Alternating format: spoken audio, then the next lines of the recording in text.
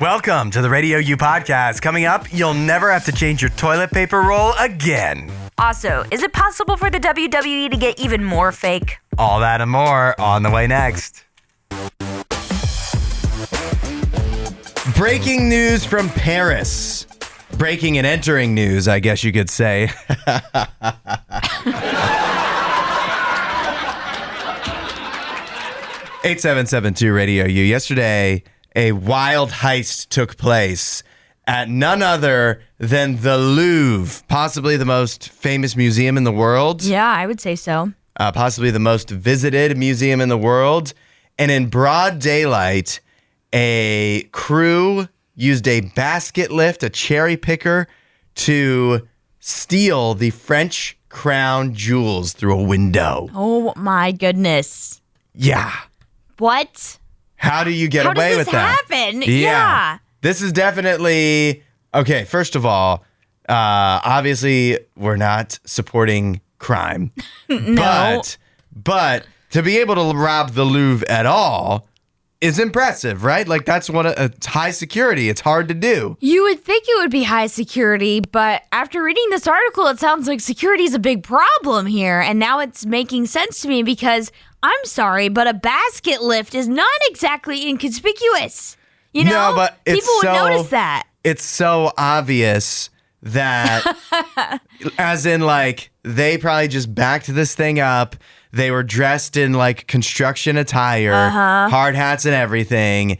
And why would security ask questions about this? Because they're just thinking, oh, they must be, they're scrubbing the windows or, switching a faulty latch so you're or something like that. telling me that every film that we've ever watched with the guys that come in acting as if they're the cleaning crew, it actually works? It's so much simpler than, getting weapons and devising a big heist plan where you sneak in through the air ducts or something like that. That is still a plan. It's just a different type of plan. But I mean, I'm not crazy, right? There's so many movies that show this with like they're vacuuming and they've got like the little key cards that get them access into different rooms because they're the cleaning crew and everybody just ignores them. I 100% think that's more accurate than Ocean's 11 or whatever. Right. Like this is definitely the real way to do it is to seem like you have some other business being there. Like you're supposed to be just there. Try to blend in. Yeah. Not call attention, but also not try to be so secretive that if somebody sees you doing anything, they're like, what is he doing here? Right. That when they see you and they just think you're doing what you normally do. Right. And that it worked they've gotten away, right? Like now we're trying to find these guys, the French police. We're trying to find them and they got away with a lot of stuff, like really, really also historical stuff because it's in a museum, obviously. So we're talking crown jewels for like France. Right. France has been around as a kingdom for a very long time. So these are jewels that are linked to Napoleon III's wife and other 19th century French royalty. One crown, they later found it, but it was broken outside. So hopefully they're able to fix that. But yeah, these are expensive and very valuable pieces of history and, jewelry and all of that. So it's wild that they just got away with this stuff. I'm not gonna lie. In 2025, I didn't even know that like crown jewels were still like I don't really know what that even is. I'm glad they're in a museum and not just like hoarded up in some room somewhere. Yeah. That they're never to be seen and never to be worn or whatever. Obviously, these are not getting worn, but probably because they're very delicate and old. Yeah. But one thing I do know for sure, I don't really think these thieves have a way to sell these. Because, that's it's going to be like... question. Like, but then why would you go through all this hassle? Exactly. Like, they What's have the to have point? a way. I always feel like, first of all, somebody, while it was super easy or, like, it's just blend in, just seemed like a worker. There must have been somebody on the inside, like maybe one person that in case somebody's like, hey, were we supposed to have, window cleaners today? And then I was like, oh yeah, there's, there has to be somebody on the inside. And that also makes me think there has to be somebody in this gang that knows how to get rid of these things, like that knows what to do next. Sell them on the black market or something. I think that's the only plan they can do. Take them to Saudi Arabia or something. Somebody there will want it. Sure. Just any guy on the street, probably. In Dubai, maybe. I don't know. The only answer we're going to have to get Inspector Clouseau on the case. Yes! Down goes Miami. Going through a whole college football weekend, I still feel like the highlight or the headline was back from Friday night. Yeah. When Miami lost to Louisville. Miami, a team that many were calling the best team in the country. Yeah, a lot of people had them at number 1. Yeah, that was how did everybody miss that? Like how did everybody actually think? I mean, not everybody, but how did so many people actually think Miami was possibly the number 1 team in the country? They were duped. They were duped by wins over Florida and South Florida and Florida State, who of all, South Florida's okay, but the other 2 teams, they've fine. Fallen apart. Florida State is nonsense at this point. They lost to Stanford. Yeah, they are probably going to fire Mike Norvell. Florida just fired Billy Napier. And so they have been a little bit suspect. And Louisville, I think, finally exposed to that. Yeah. So now here's my question. Is there any way, how does the ACC get more than 1 team in? Last year they had SMU and Clemson both make it in. Is there any way the ACC gets more than 1 team in the tournament? Like, it's such a bad conference in football right now. It really is. And the Big 12 is kind of maneuvering themselves to have multiple teams in. And so, although it didn't help with Texas Tech getting a loss over the weekend. Yeah. But BYU is still undefeated for them. So these stupid ads on ESPN, I'm trying to look at the rankings to see all who is in the ACC up near the rankings. I literally can't even read it. Georgia Tech is still undefeated. Okay. They're headed towards a conference championship game. And here's the thing too. Any team that's near the top of the ACC, you look at their schedule, you're like, oh, it's smooth sailing. Yeah. Because every team in the ACC seems bad. Georgia Tech is at the top. Virginia is also undefeated in the ACC conference, although they did lose outside of the conference. So those 2 teams, if nothing changes, I believe they would meet in the championship game. I think SMU is still in the mix. Why wouldn't Miami meet in the championship game? Because they lost. But, because Virginia hasn't lost in the ACC. Right. Okay, but I think Virginia and Miami, don't they have to play each other? I'm not sure about that. I know Miami plays SMU as well, who I think is, let me have it. No, Miami SMU is still undefeated too. So. Okay, Miami has to play SMU and they have to play Virginia Tech. This is also the nonsense because I believe Georgia Tech, Virginia, and SMU don't play each other, so they could all wind up undefeated. Oh no, so they're going to have some crazy, the nonsense of conference expansion. Tiebreaker thing. Yeah. Oh man. And we've known chaos like that could happen. It just seems to work itself out every year, and that's still possible. But yeah, wild. I don't know. My prediction is that the ACC gets 1, the Big 12 gets 1. Okay. The Big 10 gets 3, and everything else is the SEC. 6. Well, what about the group of 5? I mean, yeah. They have to have 1. And there's never been, we're 2 years in already, the group of 5 conference making it in looks ridiculous. None of these teams should be. South Florida, their big win is over Florida, who just fired their coach. Who's your 3 from the Big 10? USC just lost. Yeah, so Indiana, Oregon, Ohio State. And I'd like to think that 4th team could make it, but who's good enough? I don't know. Michigan had a decent win over Washington, but they have 2 losses. So we'll see. Although I think the sneaky team people need to watch, Minnesota. Talk about another Friday night headline that no one talked about. They absolutely destroyed Nebraska. And they are now sitting, I think, at what, 6-1, 5-1? I think they have 2 losses. Oh, do they? I thought they only had the 1. There's going to be a absolute massive chunk of 10-2 teams because all of these 1-loss SEC teams, they still have to play each other. Yeah. And so they're going to end up This is what I'm saying. You're not going to have a clear tiebreaker. No. And they are all going to seem better than the 4th team from the Big 10, Michigan, after they lose another game to Ohio State or... you're saying Michigan's losing to Ohio State after, I just don't think... after weeks, months of being like, Ohio State's going to lose to Michigan. Now you're changing your tune? I just don't think, I don't think Michigan, I don't think any of the Big 10 teams seem very good. Do you? I don't think. Outside, past Oregon. I personally the next best team. also don't think that if I looked at the teams that are at the bottom of the ranking for the SEC, like Tennessee and LSU, I'm like, why are these teams still ranked? Who have they beaten? Who is LSU beaten that makes them to be the number 20th team in the country? LSU beats Clemson. Clemson At least that's a real terrible. team. They just lost to SMU. All right, you can't say everybody's bad though. Like they played out of conference, major conference teams, and the SEC, like the teams that are still ranked, largely won those games. But what I'm just saying is, it's very relative, and so I don't think you can actually say these teams that have 2 losses or 1 losses in the SEC are so much better than these Big Ten teams that have 1 loss or 2 losses. They just happen to be ranked in the AP top 25, but we really don't know. Like, if they played each other, we would have an idea, but we really do not know how good these teams are. I mean, Northwestern's in 4th place in the SEC, or the Big Ten right now. Yeah. Where would they be in the SEC? Would they have won a game in the SEC? I have no clue, Hudson, but I'm telling you, LSU does not deserve to be number 20.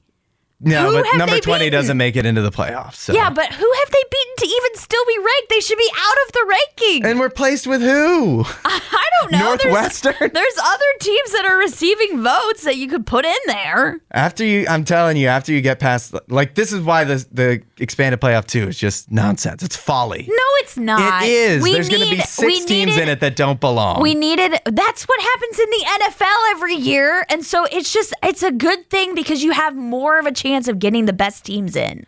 I don't know. It just there should be 4 teams. No, that there was should enough. not. That was more than enough. No, there should be 2. That's ridiculous. Allie, how would you rate your pain tolerance? Like on a scale of 1 to 10? Sure. Probably pretty low, actually. You think? I don't think I have a great pain tolerance. So maybe like a 4. A 4? Yeah. It's hard to judge, isn't it? I know. I'm like, I don't really want to put that to the test. Yeah. So I don't know. Yeah. I did have one doctor tell me that I had a surprisingly, well, he didn't say surprisingly, but he said that I had a high pain tolerance, which I guess was surprising to me. I will tell you, I remember, because I've had to have a lot of dental work done when I was like in my years of getting like braces and stuff. I had messed up teeth. Mm-hmm. And I remember the doctor was always surprised, like the dentist was always surprised how little I would flinch. Yeah. Just at anything. But then, so I had, in my experience, it was an eye doctor before I was getting surgery. And what he said to me was like, they had to do this thing where they like poke a bunch of like, it's like a stylus kind of thing. Like, all around your eyeball, both of your eyeball, like on the outside. But I mean, you can understand why people be squirming. Yeah. And that's what he said. He's like, wow, you're like, really, you have a high pain tolerance for this. Like, most people can't. But was that painful or was that just more like it actually mind over? I mean, both. But also then I was thinking like, but what's he going to say? Like, wow, you really, like most patients have no problem with this. Yeah. Like he's not going to lie or, he's either going to say something nice or not say anything at all. Yeah. Yeah. So I don't know how much I can really take that compliment. I don't know if my pain tolerance is really high. But the thing about pain tolerance is like with pain, you can tough stuff out. Yeah.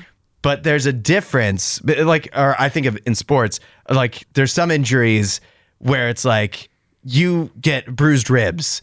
That's not putting you in any danger to play with it. It's just, it's very painful. Yeah. Can you tough it out through the pain and deal with the pain to be able to still perform? Right.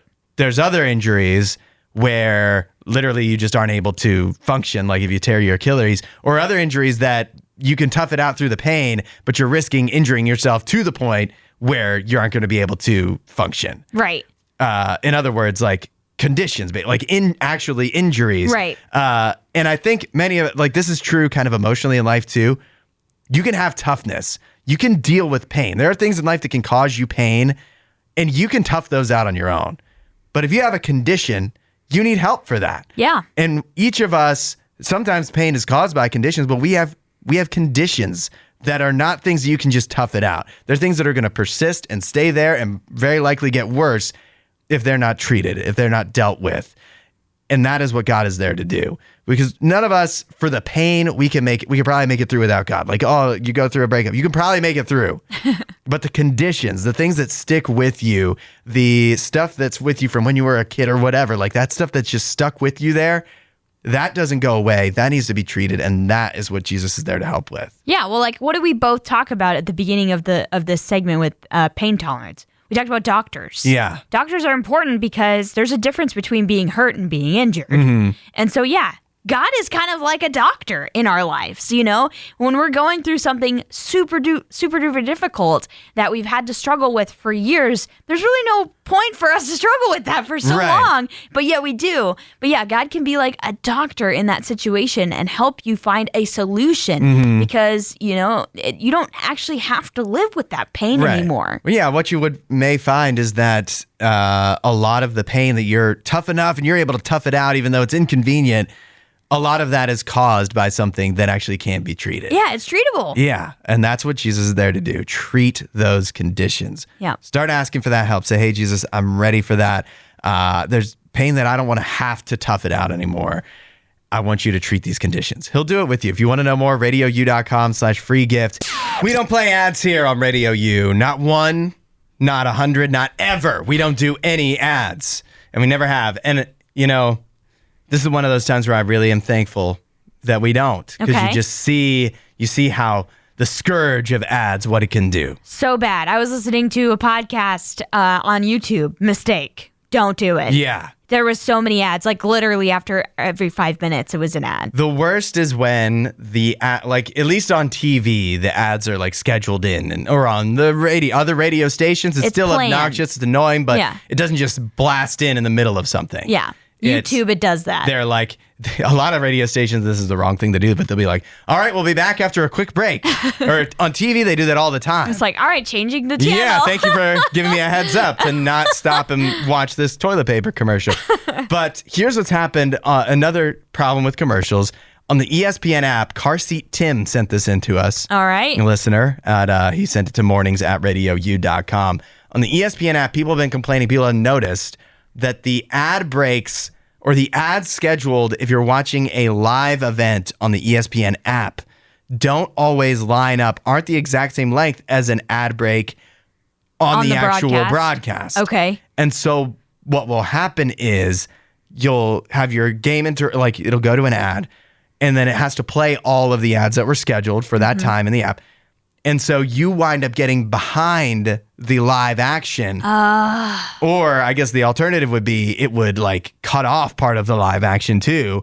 But that's not what it's doing. It's like it doesn't bring back the game until all the ads play, but that could be delayed from where the broadcast would actually be on TV or wherever else you'd be watching it. Right, so you're like 30 seconds behind or something. And the more times this happens, the further and further you get behind. And you don't often realize it. You have to manually check to see that you've actually gotten behind. I've noticed this as well. I have the service Fubo, and they insert ads in too. And this will be ads where they're replacing like a local ad. Right. You know, and so they'll insert something and they get a little bit behind. But also just realize this, and a lot of people don't know this, but with online streaming, they build in buffer time. So the ads themselves may be a little bit of that, but also there's just because it's online streaming, they build in buffer time so that they're not overworking their servers to keep it actually live, because that is a lot more work. A lot of times the other thing you'll get if you're watching on a streaming platform is they'll be like, we'll be right back after a bunch of ads play, and then there'll still be that space where nothing's playing. It's just a filler card. Yeah. But so think about how bad the ESPN app must be that it's still making people late. Like, even with all that built in, it's still messing up. It's still messing up. It's still, because again, a lot of times it's a bandwidth issue, server issue. They need to make sure that they can actually have the amount of people they have streaming it. Because we've talked about this before. The reason that the Ultimate Fight Club left ESPN is because they could not handle the streaming numbers it would bring in. They had issues where people would have their server, have their app crash, or, when they their pay, TV broadcast like they specifically crash. pay per view to watch it on there. It wouldn't work. And so I think they just overall maybe don't have the bandwidth to have people really stream these things live. After people have been complaining about this, ESPN has even recently confirmed. They've admitted. They're like, we know. They are aware of the problem, which is occurring on certain connected TV platforms, and they're looking at a way to improve the user experience. Okay. Thanks, ESPN. That's gives me all the faith in the world. You're looking into it. In the meantime, does that mean you get like a discount or something? Right. Like how do we get compensated This is for not this? live TV. You claim it's Which- live, but it's not. Admittedly, it's not the world's ending deal. No, it's not that big Just of a don't look at the notifications on your Right. phone, but that's easier said than done. It really is. It's time for our Monday tradition, the box office breakdown, looking at what made money and what didn't in theaters over the weekend, and checking out what you've checked out lately. Let us know your recent reviews of movies and TV at 8772 Radio U. Allie, would you like to guess the number one movie in America? I'm so bad at remembering what I movies know, we you talk really about. are. You really... Unless it's like a horror movie, I don't even keep it on my radar. Sometimes I think even if it is a horror movie, you don't keep it on your radar. Is it a horror movie? Yes, it's October. Come on. What movie was it? It's The Black Phone 2. Oh, I forgot that we talked about this. But again, that one really wasn't like on my radar because I think it looks like it's going to be pretty bad. It was on enough people's radar to make it number one. How much money did it make? It made $26 million. Okay. Which supposedly is about in line with what they were expecting. Okay. So How much did the first one make? Though? Not too good, not too bad. Let's see. I wish the first one would come up. I don't know. It says it made $42 million worldwide, this one, Black Phone 2, and only had a $30 million production budget. So basically, it's already guaranteed to be a profitable film. That is the beauty of horror movies is they have pretty low budgets. Jim Orr, who is the head of Universal Domestic Distribution, says it's a fantastic opening. So he seems happy. Well, it looks like it did top whatever. You said how much was it? $26 million in America. Yeah, so that topped their opening for the Black Phone. The first movie was 23. All right. Yeah. There you go. A good weekend for Black Phone 2. If you saw it, let us know. 8772 Radio U. Number one in the box office, inexplicably, Tron Ares. Okay. It made another $11 million. It's at $54 million overall in North America and just over $100 million worldwide. Oh, it is not doing good. And didn't we say they spent $180 million just on the production alone without all the ads? I think that's what we said their budget was. So it's still got a ways to go. And then Good Fortune, which was new this weekend with Keanu Reeves and Aziz Ansari and Seth Rogen, that made $6 million. I feel like that movie did not have a very big budget, or, I don't think they were expecting it to make $1 bajillion. No. Just one of those, fill the calendar kind of releases that maybe will do okay. Yeah. Allie, 8772 Radio U, I want to know what people have seen. I also want to know what you've seen. So be prepared. Okay. When we come back. We just did the box office breakdown, where we found that Black Phone 2 was number one in America at theaters this weekend. What did you watch? Let us know at 8772 Radio U. Brandon texted in, and he said he watched the new I Know What You Did Last Summer, which is on Netflix. He says it was terrible. Oh, as expected. I think when we talked about this one, the reviews were not kind to it. Yeah. It's that one did not seem to fare as well. Yeah. Allie, what is the last thing you watched? All right, I'm about to out myself as a major nerd right now because I know I've not talked about this on the air, but I am a big fan of the game Dungeons and Dragons. Okay, I thought you were going to say something worse. Okay. What? Okay. I feel like it's not bad, but, Yeah, but then, Stranger Things came along and kind of obviously it had it. Yeah, it's mainstreamed it for sure. But I am a big fan of that. And there is a group on YouTube called Critical Role, and they have shown their campaigns on YouTube for 10 plus years at this point. Mm-hmm. And they just started campaign 4. And these are actual voice actors that come together and play this. And they do an incredible story. They've turned 2 of their campaigns into animated TV shows on Amazon Prime, The Legend of Vox Machina, and then The Mighty Nine, which comes out, I think, later this year. And I am having way too much fun watching this new campaign. And if somebody else is watching this campaign, please text in because I need to talk to somebody else about it because it's so good. I don't see the text pouring in. I had a feeling about that. Hopefully someone at If you watch 8772 Critical Radio Role, U text in. shares your similar affliction. I'll give you a couple things that I've been watching. One that we don't need to spend a ton of time on because it was what I talked about last week, and that's Task.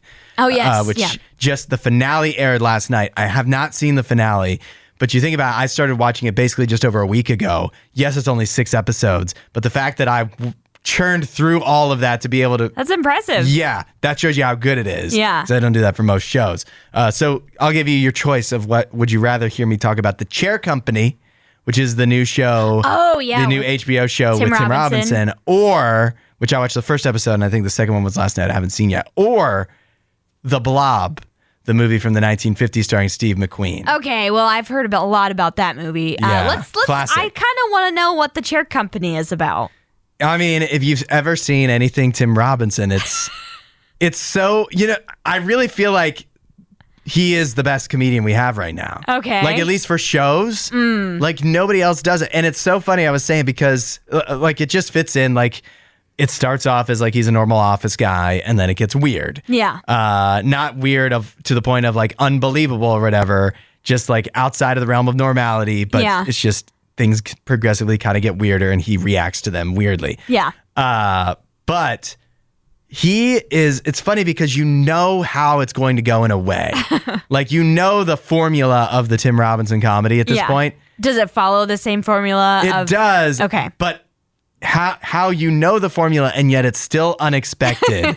The ways that he is going to mess things up or freak out over something unnecessary, or just like the direction it will go. Like, you know what I mean? You know the beats of it, but you never know the outcome. Right. And you know that he's there for the zip line, but you're not ready for the actual outcome of the zip line. Yeah, you know that he's not just going to be a regular office worker, but like, what is the thing that's going to set him off? Right. Type of thing. What are the bit characters are so good. Like, just how they'll have one guy in for like 2 lines and he's really weird. But again, just like weird enough that if somebody said this to you, you would believe that somebody said it, but also it'd be so out of left field. Yeah. It really lives in that uncanny valley. Yeah.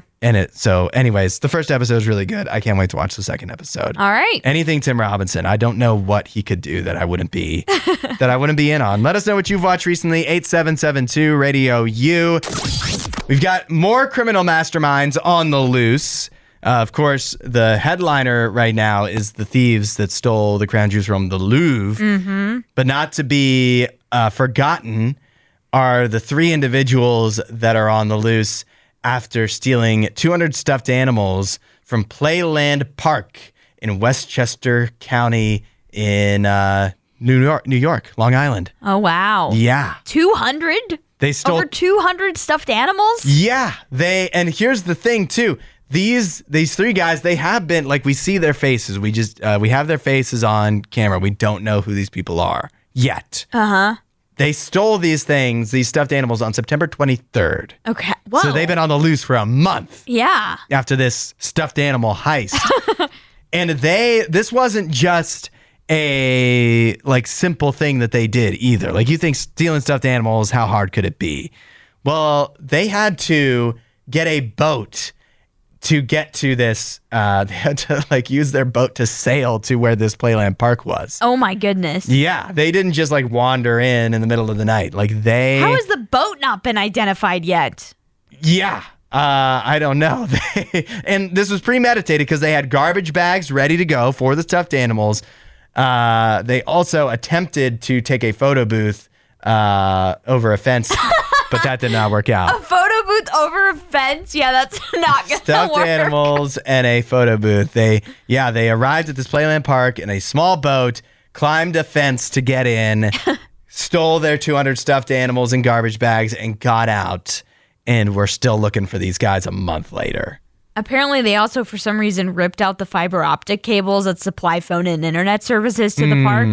I don't know if that's what they thought would like stop like the filming of them. Maybe the surveillance footage. It didn't work. No, because although these individuals have not been identified, they are clearly caught on camera. Like, you can clearly see their faces. You can also see the 2 are shirtless and 1 is barefoot. Oh, great. So really, so many questions.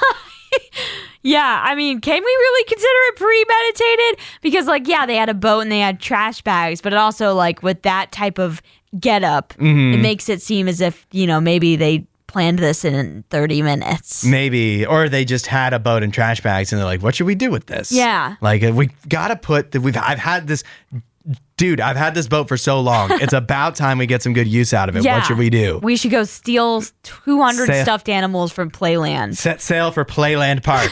I've got the perfect thing. Got the perfect plan. You know how we always try and win these and Yeah. we never do? Right. We're stealing them now. Now we'll show them. I'll show them who's good at ring toss.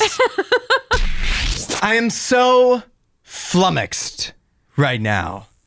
I'm bewildered. I'm mystified Okay. at the NFL MVP odds. Yesterday, the Dallas Cowboys put up 44 points on the Washington Commanders. Pretty strong performance from them. They score 40 points every week. And yet, Dak Prescott is still distantly behind in the NFL MVP odds.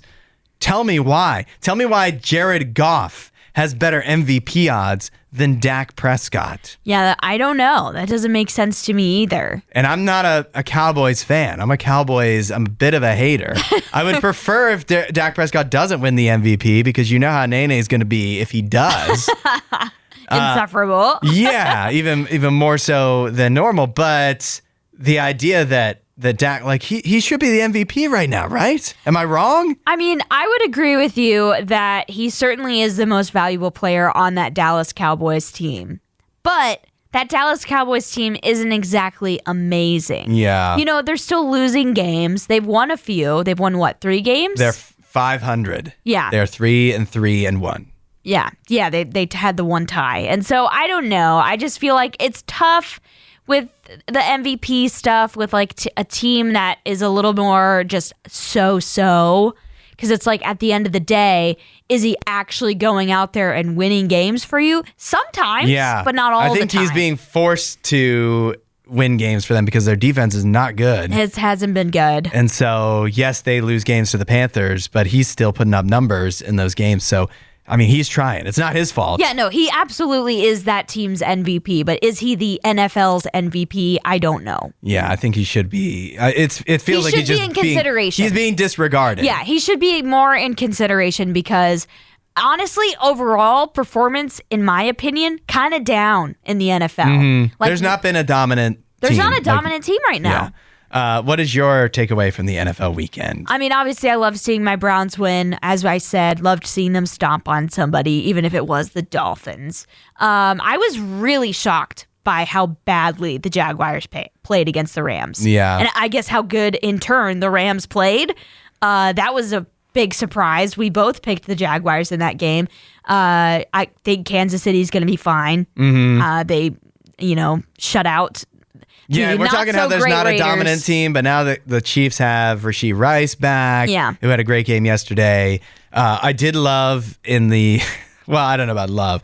Did you see in the Chiefs game where Patrick Mahomes was caught calling out a play and was caught cursing while calling out the play? Oh, no, I did not. He said the F word on the football game. What? They were doing that thing where you go up to the line and it's like 4th and 1 or something like that, or it's almost the end of the quarter. I can't remember what the exact scenario, but where like the announcers are like, they're going to try to draw them off sides here, and everybody knows that's what they're trying to do. Yeah. And so that's what the Chiefs tried to do. And Patrick Mahomes is calling out the play, doing the, trying to get him to go off sides. And he yells to the sideline, "This play never effing works." And then it was all an acting job because they did actually run a play. way. And the Raiders weren't ready for it. And so, of course, it got them the first down. Yeah. So it was kind of hilarious. But the Raiders are so bad. Yeah. Why would you try that trick play against I know, the Raiders? yeah. You should have saved it for Sunday Night Football Save or it something. for an actual good team, like, I don't know, playing the Bills or something. But, yeah, Kansas City looks to be okay. They look to be fine.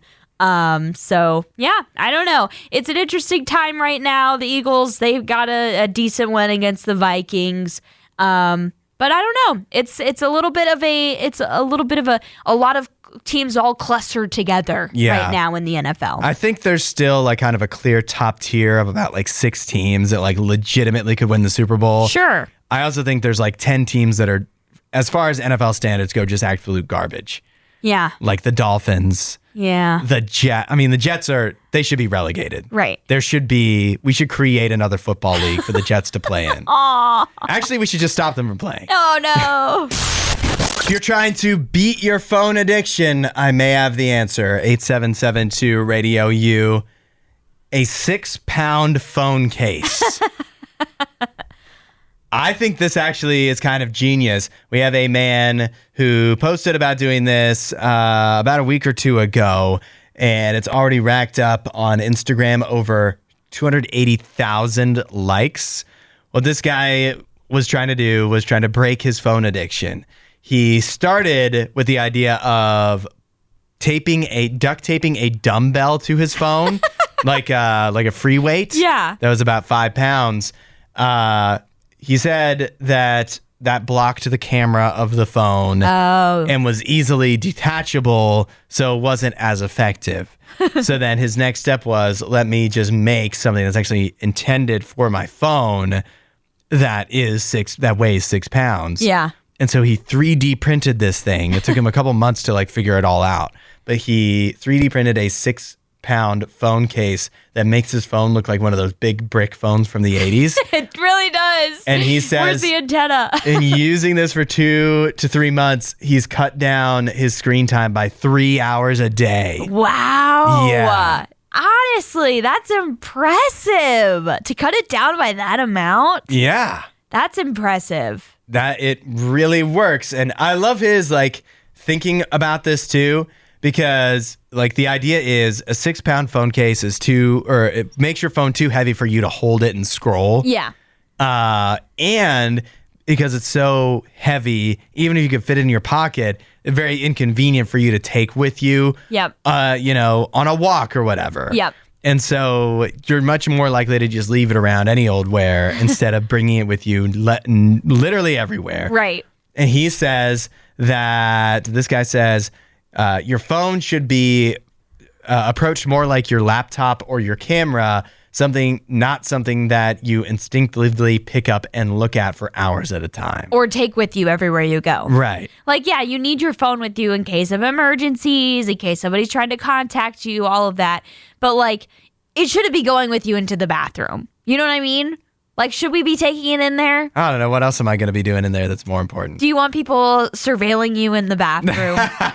You know what I mean? That is a good point. That It's could be a risk. if you leave your phone out, that could be the one place you're safe. It could be the one place no one knows what's going on. And so I do feel I think this is a good idea. Just it makes your phone less convenient, because what's happened is your phone has become too convenient for you, so that, it's something where it has basically become attached to our hand. Mm-hmm. It's an extra part of our hand, almost as if we're it's like a go-go gadget or something. Right. See, that's what I was thinking, was I should just get my phone surgically attached. No. Yeah, you should do this 6-pound weight so your phone becomes less convenient for you. My favorite thing was a comment from Kala Kessler, who says, man, I'd be so ripped if I had this. That is so true. That's the other benefit, you're working out while I'd need a really good belt. My pants would be falling down, and my right arm would be so huge. I can't believe they're actually selling this. 8772 Radio U. Charmin is taking comfort to new lengths. Literally. Why does this sound like a Charmin ad? By selling, I did just steal that from the press release. By selling the Forever Roll. Okay. This is not just a stunt, because you can actually buy this. It says it's available online and rolling into retailers nationwide this month. That's definitely press release lingo right there. Rolling into retailers, yeah. The Forever Roll is a one giant roll of Charmin toilet paper that they say is meant to last for about 30 days without being changed. This roll is huge. Nobody's bathroom can actually hold this, right? This is what I'm thinking. This is not more convenient, because no toilet paper holder will be able to accommodate this. No. You're just going to have it sitting. And even if you have it sitting on the back of the toilet, it's not gonna. It's going to be poking you in the back. Like your toilet posture is not going to be good. It'd be too big to even put on that. Yeah. What would you do with this? Where would you put it? But they're putting it in stores. Like, it'd be one thing if this is like, oh, we made 500 of them and they're selling on the Charmin website.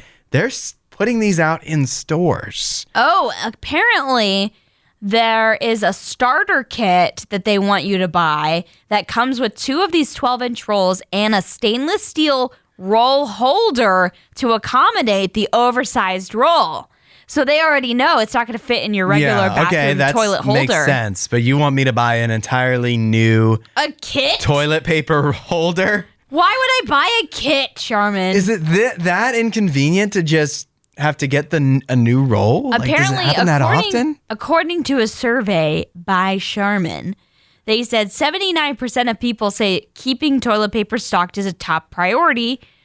Obviously, that should be a top priority. And nearly 60% of people would be open to receiving toilet paper as a gift. I guess because it's so expensive. Yeah. But yeah, so like people are complaining that toilet paper is hard to. I don't know. You know, like sometimes around the holidays, you don't know what to get somebody, and you get them like a chocolate gift basket or whatever. Yeah. And then it's like, yeah, they could just buy chocolate on their own, but this is like, it feels you like getting it because it's fancier than you would ever spend your own money on. You know what I mean? Sure. So for the holidays, like if you got single ply toilet paper for the holidays, you'd be really disappointed. Yeah. But if somebody gets you fancier toilet paper than you're used to using, maybe you get a little excited about it. This feels like a white elephant gift to get that starter kit. It has that to comes be, with right? the 2 rolls and the stainless steel holder. But you said it. Toilet paper is expensive. To talk about Charmin particularly 2 months worth of toilet paper plus a holder. That's a lot to spend on a white elephant. Just get them an iPhone at that point. Right. There's about the same amount. Yeah, toilet paper is expensive, and I get the stress of being like, oh no, we're almost out of toilet paper. We got to get toilet paper. Yeah. And so it would be nice if it lasted longer. I get that appeal.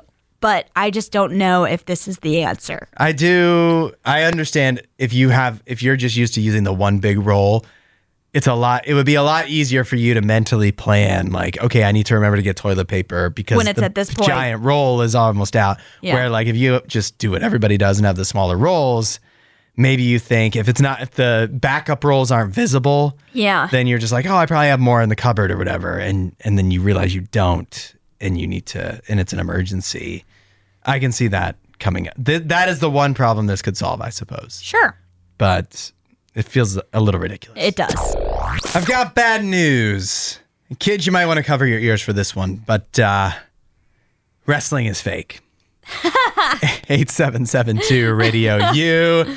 And it's about to become even faker. Oh, no. According to a new report from the Wrestling Observer, the WWE is intending to enter into a new era of, quote, AI-based storytelling. Oh. According to this report, they've hired Cyrus Kosari, who has worked with BuzzFeed in the past, as their new senior director of creative strategy.